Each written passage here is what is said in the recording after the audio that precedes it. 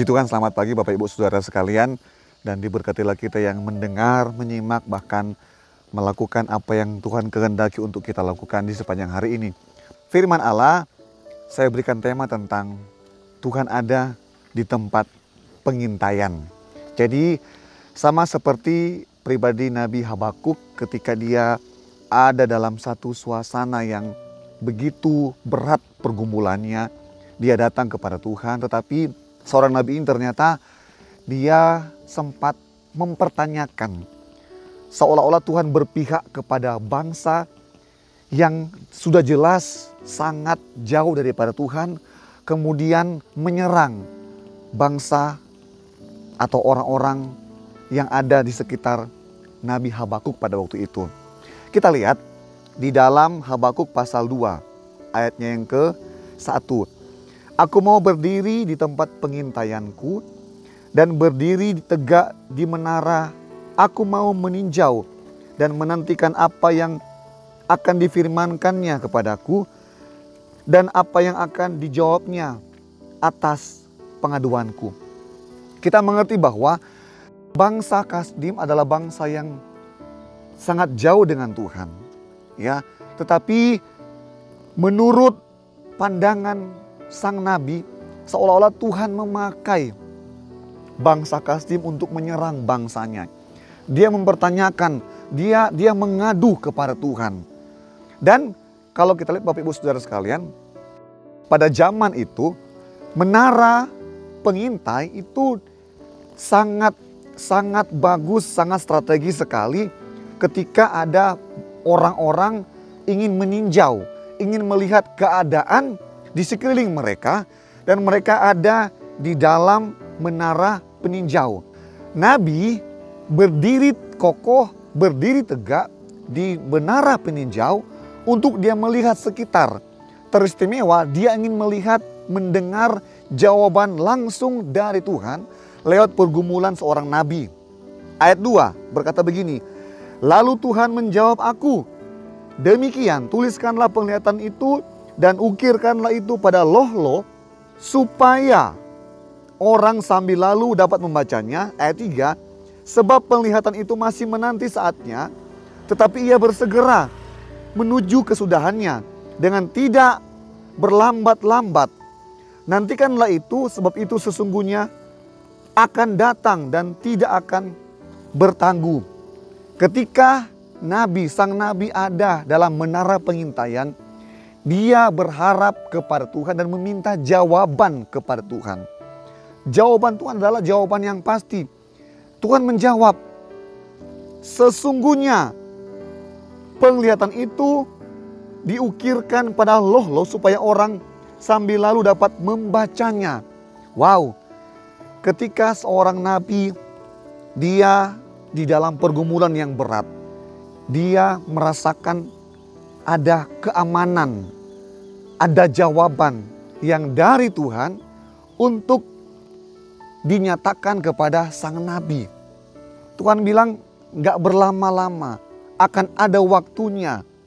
Bapak Ibu Saudara sekalian, di hari-hari ini ya kita mungkin sementara ada dalam banyak pergumulan ya.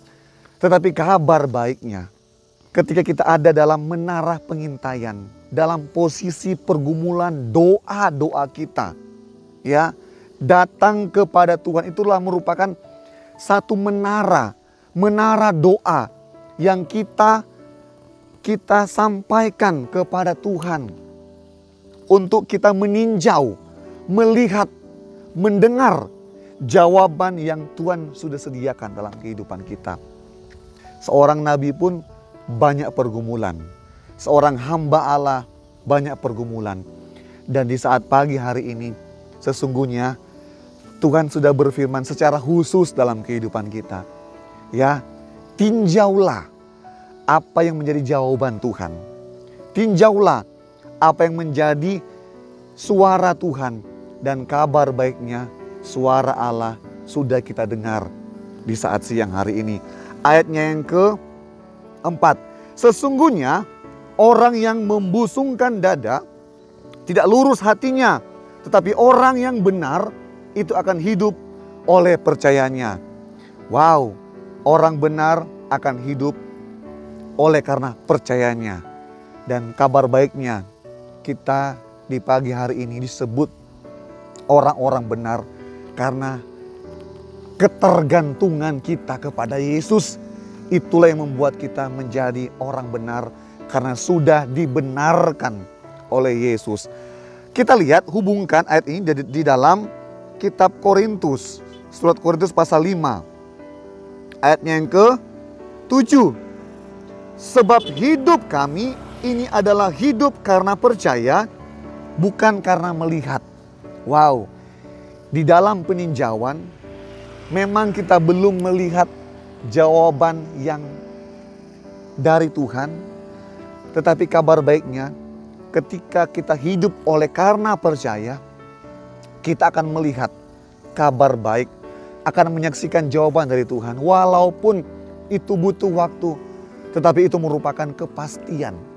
Karena hidup kita bukan karena melihat sekitar kita, tapi hidup kita hidup karena percaya, yang hati kita cenderung dekat, melekat, fokus, terarah kepada Sang Gembala kehidupan, yaitu Yesus Kristus Tuhan kita. Pagi hari ini pegang firman Allah, terima firman Allah, dengar firman Allah, dan kecaplah, nikmatilah semua firman yang sudah kita terima, dan itu akan membuahkan hasil yang luar biasa untuk kemuliaan bagi nama Tuhan.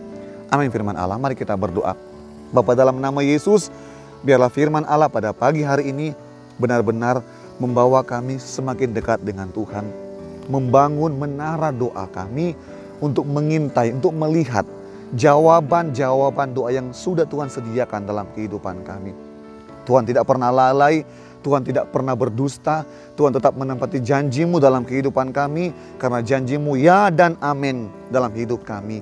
Limpahkanlah kasih karunia-Mu dalam kehidupan jemaat-jemaat-Mu. Semua kami yang percaya kepada Allah dibenarkan oleh karena Kristus sendiri. Bangsa negara kami serahkan ke dalam tangan Tuhan. Kekuasaan-kekuasaan yang Tuhan percayakan kepada pemerintahan kami diberkati oleh Tuhan. Semua aparatur negara semua diberkati oleh Tuhan. Semua gereja-gereja diberkati oleh Tuhan. Semua umat-umat-Mu semakin dekat, semakin giat dalam pekerjaan-Mu. Dan kami boleh menggenapi perjanjian-Mu dalam kehidupan kami, Tuhan. Terima kasih, kami bersyukur. Kami alaskan doa kami dengan penuh iman dalam nama Yesus. Haleluya. Amin.